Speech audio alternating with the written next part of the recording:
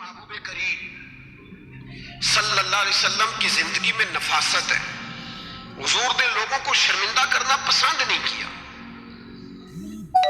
ایک شخص حضور کے گھر میں مہمان آیا رات کے وقت میں. اس نے کہا میں نبی پاک صلی اللہ علیہ وسلم کے آپ نے سنا ہوا ہے کہ اتنا زیادہ گھر کے اندر گنجائش نہیں تھی رہنے کی.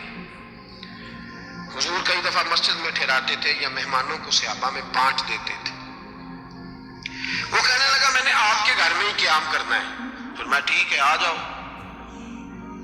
صحابہ کہتے ہیں جتنا بھی 4-5 بکریوں کا دودھ سارے اہل خانہ استعمال کرتے تھے محبوب کا سارا گھرانہ وہ سارا کٹھا ہی اکیلا ہی دودھ پی گیا. سارا جتنا کھانا تھا اکیلا ہی کھا گیا.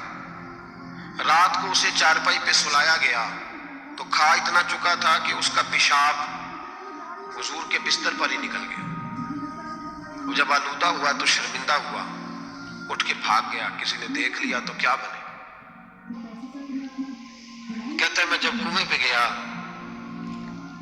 جا کے میں نے غسل کیا کپڑے دھوئے تو خیال آیا میرے تو سونے کی انگوٹھی رہ گئی ہے. اب طبیعت اجازت نہیں دیتی تھی کہ وہاں لوگ کٹھے ہو گئے ہوں گے.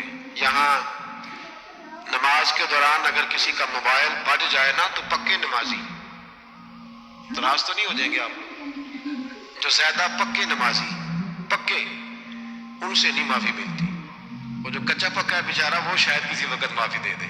پکے نمازی نہیں معافی دیتے. کہتے تیرا بج کیسے گیا تو نے سمجھا ہی نہیں. مجھے ایک شخص نے نا ویڈیو دکھائی. کہنے لگا جی تسی بڑی وکالت کر دیا مولویوں دا حال ویکھو. میں ڈر رہا تھا. میں نے کہا پتہ نہیں اب کیا نکلے گا. کہتے میں نے خود ریکارڈ کیا تو میں نے کہا دکھاؤ. ویڈیو میں یہ تھا کہ نماز امام صاحب نے مکمل کی ہے تو دعا کے ہاتھ پھیرے ہی ہیں انہوں نے تو وہ موبائل لے کے جا رہے ہیں بعد واش ٹوٹیوں کے پاس جا کے فون سننا شروع کر دیا. کہنے لگا جی یہ مولویوں کا حال ہے. نماز مکمل نہیں ہوئی فون کان کے ساتھ تو دوسرے کیسے باز آئیں گے. میں نے کہا تو بہت جرم کیا اس نے. تو اس کا پھر کیا اشر کیا آپ لوگوں نے. کہتے نہیں آپ کو دکھانے لو. میں نے کہا پاگل آدمی اس کے گھر سے بھی فون آ سکتا ہے. میں نے کہا نہیں گھر تو مسجد میں ہی ہے وہاں سے کیسے فون آئے گا. تو میں نے کہا اصل میں تجھے پتا نہیں ہو سکتا ہے اس کی بہن نے فون کیا ہو کہ خامن نے 2 تھپڑ مار کے باہر نکال دی ہے.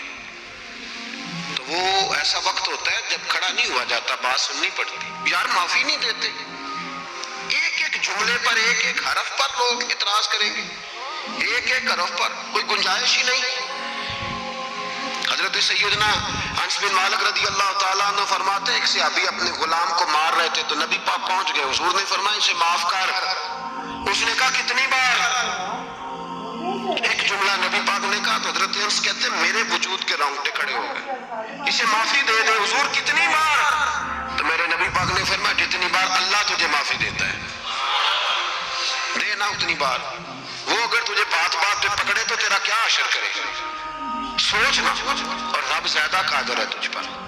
ہم شرمندہ کرتے ہیں لوگوں چھوٹی چھوٹی باتوں پر. چھوٹی چھوٹی باتوں پر ہم احساس نہیں کرتے. احساس کی دولت حسن ہے زندگی میں. اور میرے رسول کا کمال یہ ہے کہ دنیا میں آج جتنا بھی احساس ہے یہ سارا میرے نبی کا دیا ہوا ہے. احساس جتنا بھی اس وقت ہے یہ سارا میرے رسول کا عطا کرتا ہے. اب میرے اعلیٰ حضرت فرماتے ہیں لوگ دنیا میں گزرتے ہیں نا لوگ گزرتے ہیں تو وہ جدھر جدھر سے گزرتے ہیں نا وہ بستیاں اجاڑتے جاتے. بادشاہ عرب کے بستیاں اجاڑتے تھے. اعلیٰ حضرت فرماتے ان کی مہک نے دل کے غنچے کھلا دیے.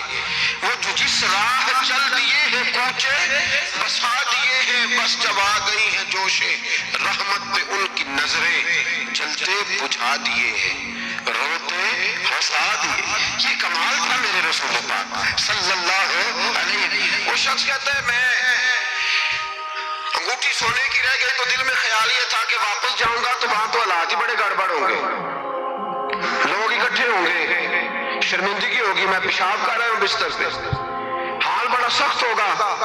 اتنے لوگوں کا سامنا کیسے کروں گا. لیکن مجبوری تھی. انگوٹھی سونے کی تھی بڑی قیمتی تھی. کہتے اس انگوٹھی کی مجبوری نے مجھے شرمندگی کا سامنا کرنے پہ مجبور کیا. اور جب میں آ کے حضور کے کمرے کے باہر کھڑا ہوا تو وہاں تو کوئی بھی نہیں تھا. اللہ کے رسول نے بالٹی میں پانی رکھا ہوا تھا اور میرے پیشاب پر پانی بہا رہے تھے. خود رسول پاک فرماتے ہیں حضور پانی بہا رہے تھے اور جب میری طرف دیکھا تو محبوب نے مسکرا کے فرمایا غسل کر لیا آپ نے؟ آپ کو تکلیف ہوئی جب انسان کا معدہ کمزور ہو تو ایسی چیزیں ہو جاتی ہیں، فکر نہ کریں، بیٹھے میں ناشتہ لاتا ہوں۔ کہتے ہیں حضور کے جملے تھے کہ طوفان تھا، وہ حضور کی گفتگو تھی کہ میرے اندر کی ہر چیز بجھاتی جا رہی تھی، تیری پہلی نظر کا وار توبہ، دل اب تک دعائیں دے رہا ہے۔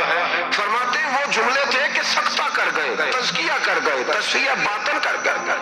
محبوب یہ کہہ کہ گزرنے لگے تو میں نے بازو تھام لیا، میں نے کہا محبوبہ میں زیادہ پڑھا لکھا تو نہیں، سیانا تو نہیں، زیادہ کھانے والا موٹا تازہ آدمی ہوں، حضور میں کوئی انالیسس نہیں کر سکتا، تجزیہ نگار نہیں، باریک نہیں، پر میرا موٹا دماغ بھی مان گیا ہے کہ آپ واقعی اللہ کے سچے رسول ہیں۔ میرا موٹا دماغ بھی مان گیا ہے کہ آپ واقعی اللہ کے، وہ گھر گیا اور قبیلے کے ایک بندے کے پاس گیا۔ حضرت انس بن مالک کہتے ہیں جب واپس آیا تو 500 آدمی ساتھ تھا۔ کہنے لگا سونے میں اکیلا نہیں آیا، ساری برادری سارا قبیلہ لایا ہوں اور سب کو میں نے بتایا ہے کہ دنیا میں جسے میں دیکھ کے آیا ہوں ایسا تم نے کبھی نہیں دیکھا ہوگا، جس کی میں زیارت کر کے آیا ہوں ایسا نہیں تم نے دیکھا ہوگا۔ تو محبوبہ ہم سارے آئے ہیں پڑھائے کلمہ، ہم بھی آپ کے غلام بننا چاہتے ہیں۔ ہم شرمندہ کر کے بڑے راضی ہوتے ہیں، بڑے راضی، لوگ معافیاں مانگ رہے ہیں، منتیں کر رہے ہیں جناب غلطی ہو گئی تو ہوئی کیوں؟ میں تو ایسا ہوں، میں نے تو کبھی نہیں کی، میری مثال دیکھ لو، میں تو لوگ فوراً دلائل دیں گے۔ او بھائی کسی کو شرمندہ کر کے تجھے کیا ملے گا؟